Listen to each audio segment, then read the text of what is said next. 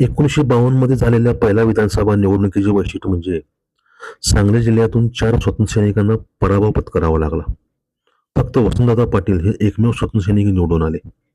सांगली विधानसभा मतदारसंघातून समडीचे अण्णाबाबुराव देवर्षी, तासगाव विधानसभा मतदारसंघातून जी.डी. पुलाड, वाळवा विधानसभा मतदारसंघातून नागनाथना नायकवडी आणि मिरज विधानसभा मतदारसंघातून धोंडीराम माळी या 4 स्वतंत्र सैनिकांना पराभव पत्करावा लागला. 1947 मध्ये देश स्वतंत्र झाल्यानंतर अगदी 5 वर्षात स्वतंत्र सैनिकांना पराभव पत्करावा लागणे ही मोठी खंत मानली गेली त्यावेळी. परंतु तिथून पुढे राजकारणात यशस्वी झालेले म्हणजे परत पुढे जी.डी. पुलाड हे निवडून आले, नागनाथना नाईक निवडून आले, परंतु अण्णाबाबुराव देवर्षी आणि धोंडीराम माळी हे कधीच निवडून आले नाहीत. धन्यवाद. अशाच जुन्या राजकीय माहितीसाठी चॅनलला सबस्क्राईब करा, शेअर करा, कमेंट करा. धन्यवाद.